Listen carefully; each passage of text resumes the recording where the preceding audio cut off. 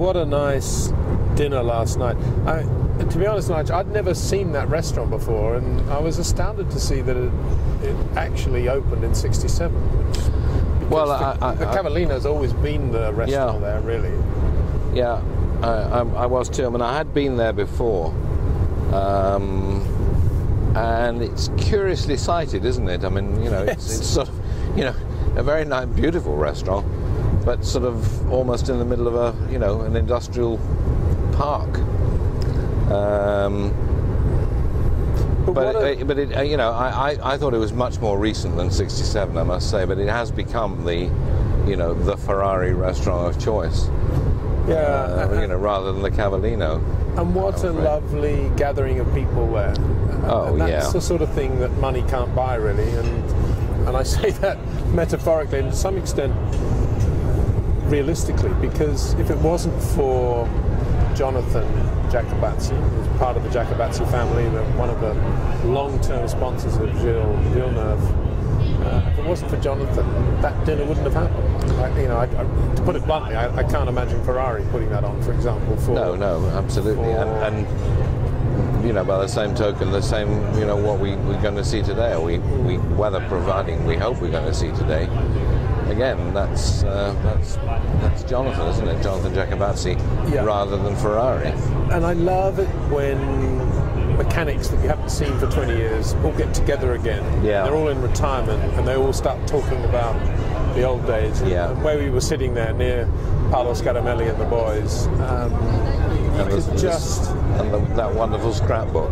Well, the wonderful scrapbook, but just the little asides and the little smirks and the comments. It was just like going back to, for me, it was just like going back to the late 70s, early 80s, when they were all in their kit, and they hadn't changed that much. Particularly Scaramelli, I thought looked superb. I mean, he was a cyclist, a very avid cyclist back in the 70s, long before it became trendy, and he used to run and cycle at Grand Prix after he'd finished work on the car.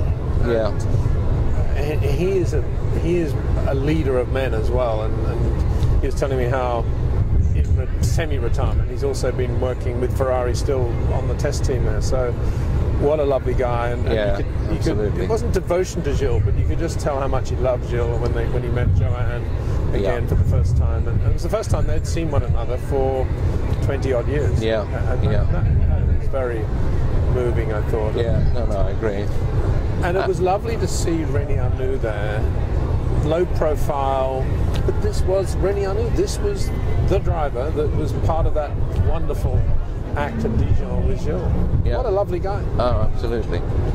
And you know, in the same way, it's nice to see Mauro Foglieri there as well, because it's I think, you know, Mauro did for a while come to Monza every year after he sort of retired from Formula One, but he hadn't been for a long time, so it was a delight to see him. But Arnoux, I think he's, well, we were saying last night, weren't we? He is just he was always a very simple, straightforward soul. I mean, he just loved being a Formula One driver. He didn't like all the glitz and the you know, the razzmatazz and the hangers-on and everything else. He just loved being a Grand Prix driver, and he fitted right in last night, didn't he? You didn't get any sense that, you know, we have a Grand Prix driver in our midst. He was just you know, one of the guys. Yeah, and interesting to chat to him about his life today. He owns, or he's invested in and owns and runs a company in Lausanne, Switzerland, which makes internals for mechanical watches, and his clients include Patek Philippe and Rolex. He's doing really well. Employs 120 odd people. Gets the train from Switzerland to France weekends sometimes, drives an Audi Q5 on the road, full of energy, hasn't got a moment to lose. Put his name down when he was asked if he'd like to be an FIA steward at some of the Formula One races, but he only had 3 options because he has such a busy life, and none of those fitted in with the FIA schedule, so he hasn't done that yet. But it's good to see René in his afterlife, really, doing such a great job. Yeah, I mean, he's just, you know, he's an enthusiast, isn't he? I mean, In fact, nearly every year, Rennie is at Goodwood for the Festival of Speed, driving something, just because he loves to do it. And I think it's also nice that there was a poll taken, wasn't there, to decide who should drive this Ferrari today, this Ferrari of Gilles. And I think Jean Alesi was on the list, and Jody Scheckter and Patrick Tambay. But as far as I gather, René won it, by a landslide, because people that afternoon at Dijon, people have never forgotten. And you can see how comfortable Joanne and Melanie are with René in the car as well. Yes, absolutely. It's wet now, as you can see, and René was saying that if it's wet, he's going to have to keep it in first and second gear, which is going to be a bit annoying. I'm not sure if they've got any wet tyres. If it was dry, it was going to be very interesting, but it is wet. Slicks on a greasy public road might be...